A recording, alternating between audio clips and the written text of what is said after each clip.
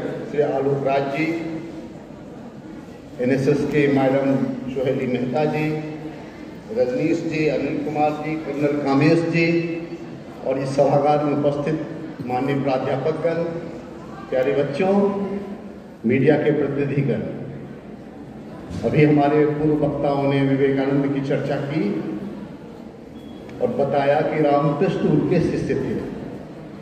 प्यारे बच्चों, ये कार्यक्रम आपका है आज का दिन, तो थोड़ा मुस्कुराइए। जाड़ा है लेकिन थोड़ा सा आनंदित होइए, हंसिए, मुस्कुराइए और विवेकानंद के चित्र को देखिए, सामने है। आपके पास तो बहुत कपड़े हैं। अभी मैडम बोल रही थी कि उन्होंने कहा कि sisters and brothers of America, जब वो अमेरिका गए 30 वर्ष की अवस्था थी लगभग, आपके जैसे कपड़े नहीं थे उनके पास। आप वहाँ -5-6 डिग्री टेम्परेचर था। ह्यूम पाइप में रातें गुजारी और लोगों ने जो ब्रेड फेंक दिया, सूखा हुआ ब्रेड, उसको भिगो करके खा करके अपने प्राण की रक्षा की और तब जाकर के वहां कहा। क्यों तालियां बजी? 2 मिनट का समय तो पूरा बोलने के लिए था, लेकिन 2 मिनट तक तालियां बजती रही। क्यों बजी? ये sisters and brothers of America, ये बहुत ही महत्वपूर्ण वाक्य है। वो अद्वैत वेद का सिद्धांत दिया ने। वेदांत जो है उसमें अद्वैतवाद है, वननेस। आपका कोई भाई होगा, आपकी बहन होगी, उसको थोड़ी भी तकलीफ होगी तो वो आपको तकलीफ लगेगा। विवेकानंद ने कहा कि सृष्टि, पूरी सृष्टि एक ईश्वर की संतान है। हम सभी भाई बहन हैं। किसी को आप गाली देते हैं, दुख पहुंचाते हैं, तो अपने आप को गाली देते हैं और दुख पहुंचाते हैं। ये अद्वैतवाद का सिद्धांत उनके कण कण में था, व्यवहार में था। और तब लोगों को लगा कि नहीं, एक नई बात रखी जा रही है, इसको थोड़ा समझना पड़ेगा। वही आदमी बोलेगा सिस्टर्स एंड ब्रदर्स, जिसको लगेगा कि नहीं, हम सभी भाई बहन हैं और एक ही ईश्वर के संतान हैं। फिर आप सड़क पर, अभी मैं 2 दिन पहले की बात है, मैं गाड़ी से जा रहा था, एक यंग लड़का बुलेट से, उसने ओवरटेक किया और फिर हमारे ड्राइवर को रोका। मैं पीछे बैठा था। उसने कहा कि अभी मैं हड़बड़ी में हूं, नहीं तो तुमको आज ही मैं सिखा देता। तो मैंने उसको रोका, बोला कि आप हड़बड़ी हैं, नहीं तो मैं भी कुछ करता। तो बड़ा तय से बोला, आप क्या करते? मैं बोला कि मैं आपको पानी पिलाता और चाय पिलाता। हर आदमी तैस में है, सड़क पर, क्लासरूम में, जहां तहां, कोई किसी को सुनना नहीं चाहता है। इसका मतलब वो ब्रदर्स एंड सिस्टर्स नहीं है। यदि आप ब्रदर्स और सिस्टर्स हो जाएंगे तो आपकी समस्या समाप्त हो जाएगी, आपका मन विशाल हो जाएगा, आपकी छाती चौड़ी हो जाएगी और आपका स्वरूप विवेकानंद के जैसा हो जाएगा जो सामने लगा हुआ। इस मर्म को समझना है ना। और उनका भी जीवन, जैसे आप बच्चे हैं, आप में भी तर्क की शक्ति है, हर चीज सोचते हैं कि मैं अभी बोल रहा हूँ, आपके मन में चल रहा हूँ, ये जो बात बता रहे हैं ठीक कर रहे हैं कि दूसरी बात कर रहे हैं। हर क्लास में स्टूडेंट सोचता है, विवेकानंद भी सोचते थे। अभी हमारे सर ने कहा कि जब गए रामकृष्ण परमहंस से मिले, क्या कहा? क्या आपने ईश्वर को देखा है? ये प्रश्न था उसका। जिस किसी महात्मा से मिलते थे, केशव चंद्र से मिले, ब्रह्म समाज के संस्थापक से, कहा क्या आपने ईश्वर को देखा है? अपना प्रश्न सामने, जिसकी अनुभूति वो करना चाहते थे। और पहली बार रामकृष्ण परमहंस ने कहा कि हाँ, वैसे ही देखा है जैसे तुम्हें देख रहा है। ये कॉन्फिडेंस, तब जाकर वो प्रभावित हुए, उनके साथ जीने लगे, उनको समझने की कोशिश करने लगे। तो पहला Advaita Vedanta, all are sisters and brothers. दूसरी बात, उन्होंने शिक्षा को कहा कि सब आपके भीतर है। ये नई बात है। बड़े लोग तो समझने लगते हैं अपनी उम्र के अंतिम पड़ाव में, बच्चों को दिक्कत होती है। ये कैसे होता है? जैसे पीपल का बीज में पीपल का पूरा पेड़ है ना? कोई भी बीज है, पूरी संभावना उसमें निहित है। वैसे ही शिक्षा आपके भीतर है, कोई टीचर कहता है कि मैं पढ़ा रहा हूँ, विवेकानंद बोलते हैं वो टीचर नहीं है, he can't be a good teacher. वो एवेकन करता है, जगाता है, पढ़ाता नहीं है किसी को कोई। यदि पढ़ाता है तो गलत बोलता है। वो आपको जगा सकता है, आपके लिए एटमॉस्फेयर क्रिएट कर सकता है, आपने भावना भर सकता है। अभी सर बता रहे थे अनीश जी, प्रोफेसर हेस्टिंग्स ने कहा, प्रिंसिपल थे वो एक्सकर्सन एक कविता है, आपको कभी मौका लगे, वर्ड्सवर्थ की कविता है, आप उसको पढ़ेंगे।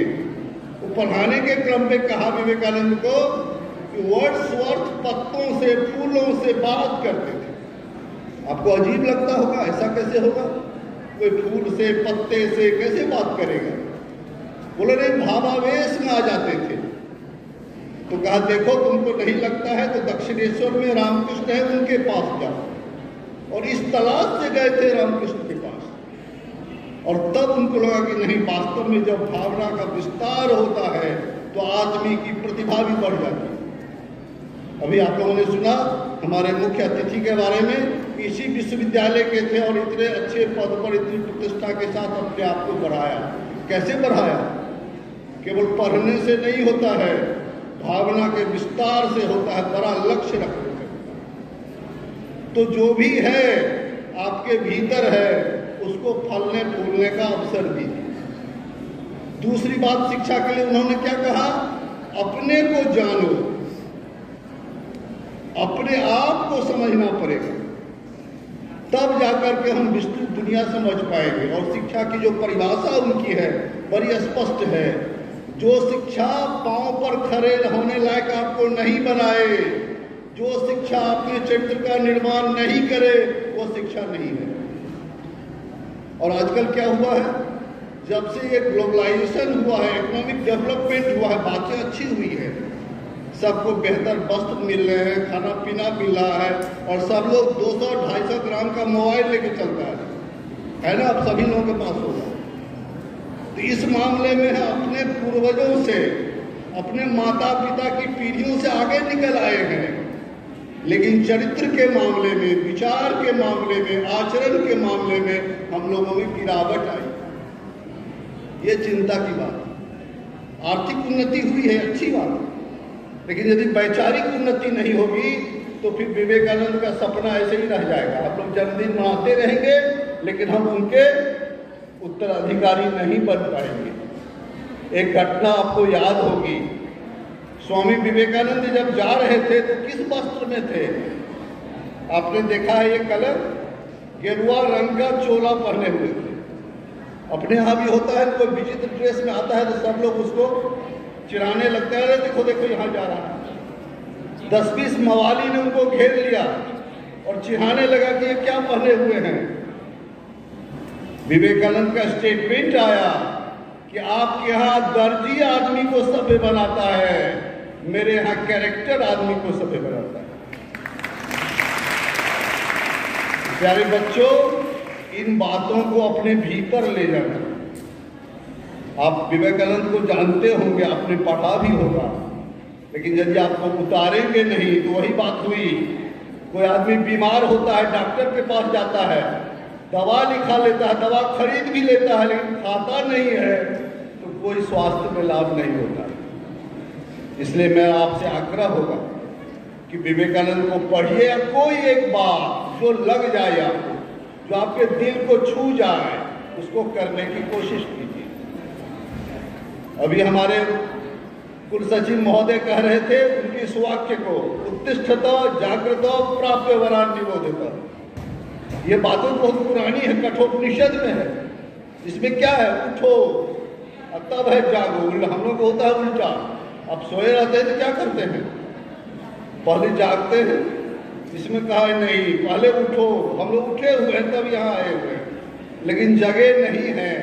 जगना उसको कहते हैं जो अपने लक्ष्य की समझदारी स्पष्टता के साथ रखे।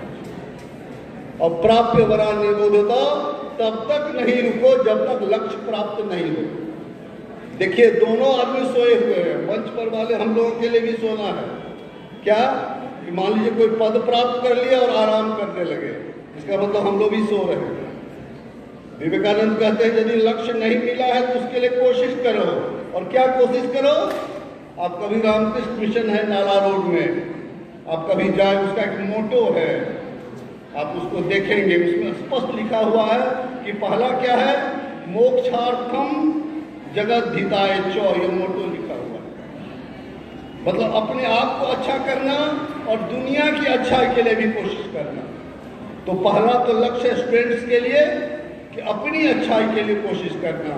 लेकिन जब अपनी अच्छाई हो जाए, जैसे मंचस्थ लोग हैं, तो उसके आगे का है जगत हिताय, जगत के हित के लिए, दुनिया के कल्याण के लिए, लोगों में भावना भरने के लिए, उत्साह जगाने के लिए काम करना। तो मैं आपसे उम्मीद करूंगा, बहुत लोग बोले हैं, आगे भी हमारे बहुत सारे वक्ता हैं, विवेकानंद को पढ़िए। जिस किसी ने पढ़ा, रोमा रोला 1924-25 में विवेकानंद पर उनकी किताब आई। विवेकानंद की मृत्यु 1902 में हुई, और कोई फ्रांस का नोबेल लॉरिएट लिखता है 1924-25 में, वो कहता है कि विवेकानंद को जब मैं पढ़ता हूं तो मेरे शरीर में बिजली दौड़ने लगती। क्या वाक्य है उनके, आप ध्यान से गौर से देखेंगे। कहता बीथोवेन की आवाज निकलती है उससे, संगीत है उसमें आग है। और विवेकानंद के हम उस देश के निवासी हैं, हमारे पूर्वज रहे हैं। और तब यदि हमारा आचरण, हमारा चरित्र, हमारा काम, हमारा लक्ष्य छोटा रहे तो ये अच्छी बात नहीं है। मैं तो आपसे आग्रह करूंगा, सभी लड़के लड़कियों से, कि आप संकल्प लीजिए कि विवेकानंद के चरित्र को अपनाने की कोशिश करेंगे। क्या आप करेंगे? जरा हाथ उठाइए। बहुत बहुत साधुवाद आपको, और मेरे साथ आपको दोहराना पड़ेगा। बोले उत्तिष्ठता, आवाज नहीं आ रही है, फिर से बोले उत्तिष्ठता जागृता प्राप्य परान निरोधता। उठो, इतने कम आवाज से कोई नहीं उठेगा। उठो, जागो, तब तक न रुको जब तक लक्ष्य प्राप्त नहीं हो जाए। एक बार मुस्कुराइए। बहुत बहुत धन्यवाद।